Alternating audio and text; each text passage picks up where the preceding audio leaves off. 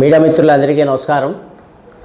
నిన్నటి రోజున పార్లమెంట్లో బీజేపీ ప్రభుత్వం మహిళా బిల్లు పేరుతో మహిళా రిజర్వేషన్ బిల్లు అంటూ ఒక బిల్లుని తీసుకురావడానికి ప్రయత్నం చేస్తూ దాని కొరకు 131వ రాజ్యాంగ సవరణ చేయాలని, దాని ముసుగులో డీలిమిటేషన్ బిల్లుని ఆమోదింపచేసుకోవాలని ఒక కుట్రపూరిత ఆలోచనతో బీజేపీ నిన్న పార్లమెంటు సమావేశం ఏర్పాటు చేసి ఈ బిల్లుని ప్రవేశపెట్టడం జరిగింది. అయితే ఇండియా కూటమిలో ఉన్నటువంటి ప్రతిపక్ష పార్టీలైనటువంటి పార్టీలన్నీ కూడా రాహుల్ గాంధీ గారి ఆధ్వర్యంలో ఈ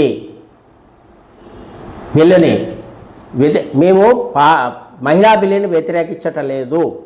ఆయన మాట్లాడిన మా రాహుల్ గాంధీ గారు కూడా ఇదే చెప్పారు, మేము మహిళా బిల్లుని వ్యతిరేకించటం లేదు. అయితే ఈ బిల్లుని మీరు 2023 సెప్టెంబర్లోనే పార్లమెంట్లో పెట్టి నారీ శక్తి వందన్ అనే పేరుతో మనం ఆ రోజు ఆమోదింపుగా చేసుకోవడం జరిగింది. మరి ఆ రోజు నుంచి ఇప్పటివరకు అమలు చేయకుండా మరలా ఇవాళ కొత్తగా మహిళా బిల్లు అంటూ మీరు ఒక బిల్లుని ప్రవేశపెట్టాల్సిన ఆవశ్యకత ఏమిటి? అంతేకాకుండా ఇవాళ డీలిమిటేషన్ పేరుతో దక్షిణాది రాష్ట్రాలకు అన్యాయం జరుగుతుంది, ఉత్తరాది రాష్ట్రాలకు మేలు జరుగుతుంది అనే ఒక అపోహ నడుస్తూ ఉన్నప్పుడు మీరు ఈ డీలిమిటేషన్ బిల్లును పూర్తి అవగాహన లేకుండా ఎందుకు ప్రవేశపెట్టాలి అని వారు ప్రశ్నించడం జరిగింది. అయితే బీజేపీ కుట్ర ఏంటంటే, మేము మహిళా బిల్లుని ప్రవేశపెడుతూ ఉంటే ప్రతిపక్షాలు అడ్డుకున్నాయి, మహిళలంటే ప్రతిపక్షాలకి ఇష్టం లేదు, వాళ్ళకి రిజర్వేషన్ ఇవ్వటం ఇష్టం లేదు అని ముఖ్యంగా మహిళలను రెచ్చగొట్టాలనే ఒక దురుద్దేశంతో ఈ బీజేపీ ప్రభుత్వం ఆడుతున్నటువంటి పెద్ద డ్రామా ఇది.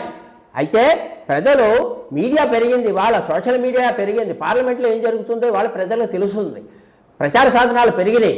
మీరు చేసే కుట్రలు అక్కడ వరకే ఉంటాయి తప్ప ప్రజలకు ప్రతి విషయం తెలుస్తుంది, వారికి నిజంగా ఏం జరిగింది, వీరు ఇప్పుడు ఏం చేస్తున్నారు అనేది వారు కూడా గమనిస్తూనే ఉన్నారు.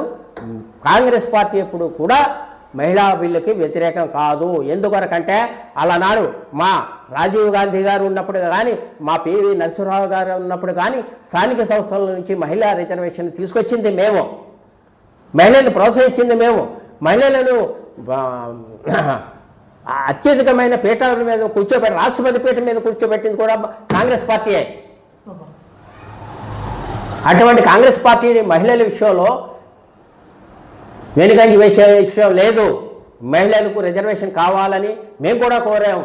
మా పార్టీ ఎప్పుడు కూడా మహిళలకు అనుకూలంగానే ఉంటుంది. కానీ మాపై బురద జల్లాలనే ఒక దురుద్దేశంతో బీజేపీ ఆడుతున్నటువంటి ఈ డ్రామాని ప్రజలు గమనించాలని ఈ సందర్భంగా తెలియజేసుకుంటూ, అలాగే నిన్న వారు ప్రవేశపెట్టినటువంటి ఆ బిల్లు 2/3 మెజార్టీ లేనందువల్ల వీగిపోవటం జరిగింది. దీన్ని చూసైనా సరే బీజేపీ ఇక్కడైనా సరే బుద్ధి తెచ్చుకోవాలని ఈ సందర్భంగా తెలియజేస్తున్నాను. ఇంతేకాదు రేపు దేశవ్యాప్తంగా రాబోతున్నటువంటి అధికార మార్పిడికి ఇదే సంకేతం. ప్రజలు ఆలోచనలో పడ్డారు, ఆలోచన చేస్తున్నారు. మీ కీయుక్తులు మోసాలు ఇక ముందుకు వెళ్ళవని ఈ సందర్భంగా తెలియజేసుకుంటూ, అలాగే డీలిమిటేషన్ విషయంలో ఆ బిల్లులో సరైన వారు ప్రవేశపెట్టబోయే ఏ ప్రాతిపదికన మేము విభజన చేస్తాము లేదంటే సీట్లను పెంచుతాము అనేది ఒక క్లారిటీ లేదు. బిల్లులో ఏవి కూడా అస్పష్టంగా పెట్టి దానికి ఒక పేరు కూడా లేకుండా పార్లమెంట్లో బిల్లు ప్రవేశపెట్టడం జరిగింది. జనాభా ప్రాతిపదిక మీద తీస్తే ఈనాటి జనాభా ప్రాతిపదిక వేరు. 2011 అంటే ఇప్పటికి 15 సంవత్సరాలు దాటిందండి. అప్పటికి జనాభాకి ఇప్పటి జనాభాకి ఎంత తేడా ఉందో ప్రజలకు తెలియదా? 2011 జనాభా ప్రాతిపదిక మీద ఇస్తావా, లేదంటే ఇప్పుడున్న సీట్లపై 50% మార్జిన్ మీద 50% మేము పెంచుతామని అంటున్నారు. ఏ రకంగా చూసినప్పటికీ కూడా దక్షిణాది రాష్ట్రాలకి ఈ డీలిమిటేషన్ ద్వారా రాజకీయంగా కానీ అలాగే ఆర్థికంగా కానీ ప్రభుత్వాలు నష్టపోయే అవకాశం మెండుగా ఉన్నాయి. అందువల్లే దక్షిణాది రాష్ట్రాల సీఎంలందరూ కూడా ఈ డీలిమిటేషన్ విషయంలో వాళ్ళు వ్యతిరేకించి, డీలిమిటేషన్ మేము వ్యతిరేకము కాదు, ఇది ఒక స్పష్టమైనటువంటి పద్ధతి ప్రకారంగా జరగాల్సింది తప్ప మీరు మీ ఇష్టం వచ్చినట్టు చేస్తే హడావుడిగా కుదరదు అని చెప్పడం జరిగింది. అయితే ఈ రాష్ట్రంలో ఉన్నటువంటి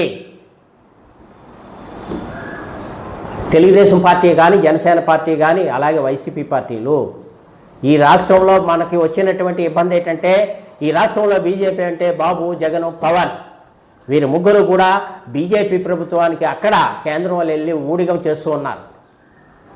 ఎంత దారుణం అంటే, ఈ దక్షిణాది రాష్ట్రాలతో పాటు మన రాష్ట్రానికి కూడా అన్యాయం జరుగుతుందని మన నాయకులకు తెలుసు. అయినప్పటికీ కూడా ఈ బిల్లు విషయంలో వీరు బీజేపీకి మద్దతు ఇవ్వటం అంటే ఈ రాష్ట్ర ప్రజలకు ద్రోహం చేయటమే, అవునా కాదా ప్రజలు ఆలోచన చేసుకోవాలి. ఇటువంటి రాష్ట్ర ప్రజలకు ద్రోహాన్ని తలపెట్టేటువంటి పార్టీలను మీరు మొయ్యాల్సిన అవసరం ఉందా అని ఈ సందర్భంగా నేను ప్రశ్నిస్తున్నా. ఆలోచన చేయండి. ఇవాళ వీరు చేసేటటువంటి వీరి స్వార్థం కొరకు, వీరి రాజకీయ అవసరాల కొరకు వీరు చేసేటటువంటి పనులు రేపొద్దుట మన వారసులు అంటే మన తర్వాతి జనరేషన్ అనుభవించాల్సిన పరిస్థితి వస్తుంది. పనులు ఎక్కువ మనం చెల్లించాలి, లేకపోతే ఎక్కువ నార్త్ స్టేట్స్ అనుభవిస్తూ ఉంటాయి. ఇది ఎప్పటికే జరుగుతున్న విషయం. ఇది దీనంతటికి కూడా దాచిపెట్టి మీరు వెళ్ళి అక్కడ బీజేపీకి మద్దతు ఇస్తారా? ఇది చాలా సిగ్గుపడాల్సిన విషయం.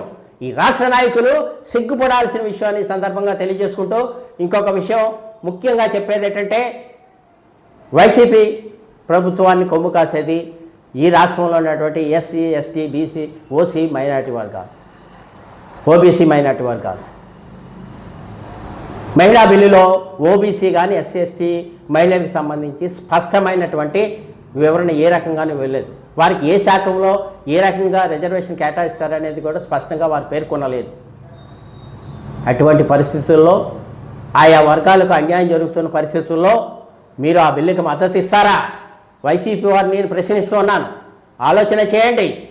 మరి ఆయా వర్గాలు రేపు ఆ పార్టీకి మద్దతు ఇవ్వటం ఎంతవరకు కరెక్టో మీరు ఆలోచన చేసుకోమని ఆయా వర్గాల వారిని ప్రార్థిస్తూ, మేము మహిళా బిల్లుకి వ్యతిరేకం కాదు.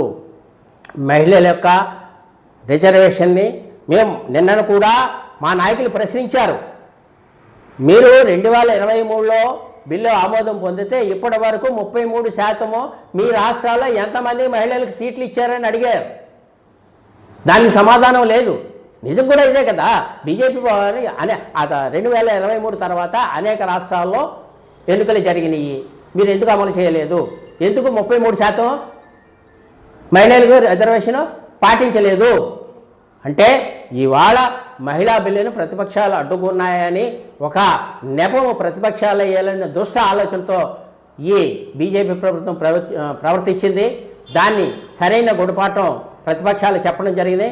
ప్రజలందరూ కూడా ఆలోచన చేయండి.